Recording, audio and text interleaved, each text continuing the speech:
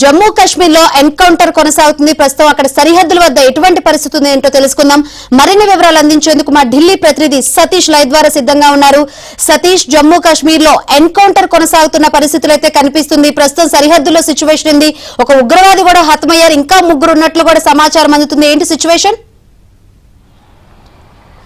Yes Shankari, Jammu ప్రధానంగా పాకిస్తాన్ కావచ్చు భారత్కి నడుమ మధ్య కొంత ఉద్రిక్త పరిస్థితులు కూలైన అనంతరం కూడా తాజాగా ఈరోజు ఉదయం నుంచి కూడా షోపియాన్, జమ్మూ కాశ్మీర్లోని షోపియాన్లో కొంత ఉద్రిక్తమైన వాతావరణం అయితే కొనసాగుతుందని చెప్పాల్సి ఉంటుంది. అటు భారత బలగాలకు, ఉగ్రవాదులకు, జైషే మహమ్మద్కు సంబంధించిన లష్కర్ తోయబ్కు సంబంధించిన ఉగ్రవాదులకు మధ్య కూడా కొంత భీకర ఎన్కౌంటర్ కూడా కొనసాగుతున్నట్టు కూడా తెలుస్తుంది. ఈ ఎన్కౌంటర్లో దాదాపు ఒక ఉగ్రవాదిని భారత బలగాలు మట్టుపెట్టాయి. మరో ముగ్గురు కోసం కూడా ఇప్పటికే మొత్తం షోపియాన్ జిల్లాలో అటవీ ప్రాంతంలో అంతా కూడా సోదాలు నిర్వహిస్తున్న పరిస్థితి అయితే కొనసాగుతుంది. దాదాపు మొత్తం 4 లష్కర్ తోయబ్కు సంబంధించిన ఉగ్రవాదులు ఈ రోజంతా కూడా అటు జమ్మూ కాశ్మీర్లో భారత బలగాలకు వారి మధ్య కూడా భీకర పోరు చేరినట్టు కూడా తెలుస్తుంది.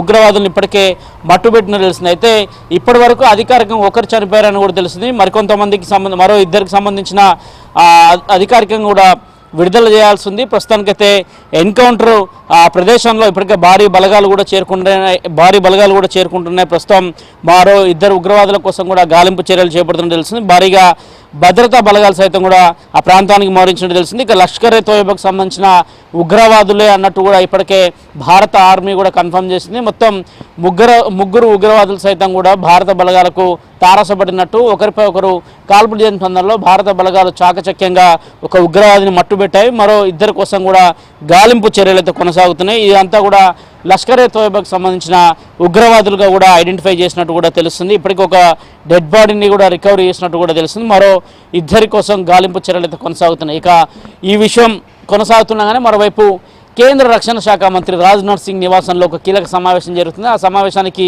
సిడిఎస్ చీఫ్తో పాటు త్రివిధ దళాలకు సంబంధించిన అధిపతులు సైతం కూడా హాజరయ్యారు. సమావేశంలో ఆపరేషన్ సింధూర్కు సంబంధించిన అంశాలు కూడా కొంత చర్చ జరుగుతుంది. ఆపరేషన్ సింధూర్కు సంబంధించి ప్రస్తుతం జమ్మూ కాశ్మీర్ కావచ్చు, శ్రీనగర్ కావచ్చు, పుల్వామా కావచ్చు, పూంచ్ సెక్టర్ కావచ్చు, అదేవిధంగా ఇతర రాజస్థాన్లోని జైసల్మేర్ ప్రాంతాల్లో పెద్ద ఎత్తున కూడా బార్డర్ తీర ప్రాంతాలన్నింటిలో కూడా ఇప్పటికే భారీ బలగాలు మోహరించిన నేపథ్యంలో ఆ బలగాలకు సంబంధించిన అంశంలో కూడా కొంత చర్చ జరుగుతుంది. వాటికి సంబంధించి ఏ విధంగా ప్రస్తుత పరిస్థితులు నెలకొన్నాయి, జమ్మూ కాశ్మీర్లో ఏ విధంగా తాజా పరిణామాలు ఉన్నాయి, శ్రీనగర్లో ఎలాంటి పరిస్థితులు నెలకొన్నాయి, దాదాపు జమ్మూ కాశ్మీర్లో 7వ తేదీ నుంచి కూడా మే 7 నుంచి నేటి వరకు కూడా కొంత ఉద్రిక్త పరిస్థితులు నెలకొన్నాయి. ప్రస్తుతానికి సెలవులు స్కూల్స్కి రద్దు చేసి తిరిగి సెలవులను స్కూల్స్ని పునఃప్రారంభించిన నేపథ్యంలో పెద్ద ఎత్తున కూడా విద్యార్థులు పాఠశాలలకు కావచ్చు, అటు విద్యా సంస్థలు పెద్ద ఎత్తున కూడా తెరుచుకున్న నేపథ్యంలో కొంత ప్రశాంత వాతావరణం నెలకొన్న నేపథ్యం కూడా మరోవైపు కాశ్మీర్లో నెలకొన్న తాజా పరిస్థితులు, పాకిస్తాన్ ఇంకేమైనా సీజ్ ఫైర్ వైలేషన్స్కి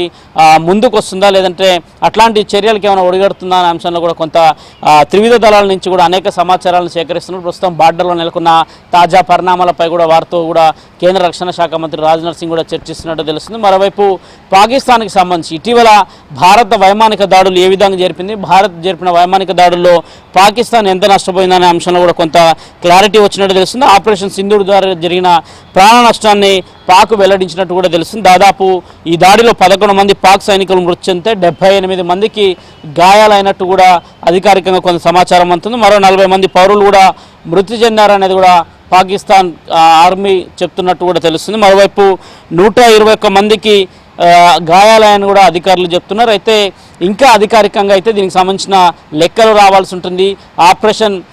ఆపరేషన్ సింధూర్ ఖచ్చితంగా కొనసాగుతుందన్న అంశాన్ని కూడా నిన్న ప్రధాని నరేంద్ర మోడీ స్పష్టం చేసినట్టు కూడా యావత్ దేశాన్ని ప్రజలను ఉద్దేశించి కూడా ఆయన స్పష్టంగా మాట్లాడారు. ఖచ్చితంగా కాశ్మీర్లో నెలకొన్న పరిణామాలు కావచ్చు, కాశ్మీర్ యొక్క పరిస్థితులు కావచ్చు, వాటన్నిటిపైన ఎప్పటికప్పుడు నిరంతరం కొనసాగుతూనే ఉంది. ఇతరుల యొక్క జోక్యం అవసరం లేదన్న అంశాన్ని కూడా చాలా స్పష్టం చేసిన నేపథ్యంలో తాజాగా ప్రధాని ప్రకటించిన అనంతరం కూడా షోపియాన్ జిల్లాలో జరుగుతున్న భీకర ఎన్కౌంటర్స్ ఉంటే ఖచ్చితంగా కూడా ఉగ్రవాదులందరినీ కూడా మట్టుబెట్టే అవకాశాలు కూడా చాలా స్పష్టంగా కనిపిస్తున్నాయి. లష్కర్ తోయబ్కు సంబంధించిన ఉగ్రవాదులను ఒక్కొక్కరి పైన 20 లక్షల రూపాయల వరకు కూడా రివార్డు ఉన్నట్టు తెలుస్తుంది. వారందరినీ కూడా ఈరోజు పూర్తిగా కూడా భద్రతా బలగాలు మట్టుపెట్టేందుకు కూడా ఏర్పాట్లు చేసినట్టు తెలిసింది. పక్కా ప్రణాళికల ఆధారంగానే పక్కా సమాచారం ప్రకారమే భద్రతా బలగాలు కూడా ఆ ఎన్కౌంటర్లో పాల్గొన్నట్టు తెలిసింది. అందులో భాగంగానే ఒకరు భద్రతా దళాలపైన మొదట కాల్పులు జరిపిన నేపథ్యంలో తిరిగి వెంటనే కాల్పులు జరపడంతో ఒక ఉగ్రవాది అక్కడికక్కడే మృతి చెందినట్టు కూడా తెలిసింది. మరో ఇద్దరి కోసం కూడా గాలింపు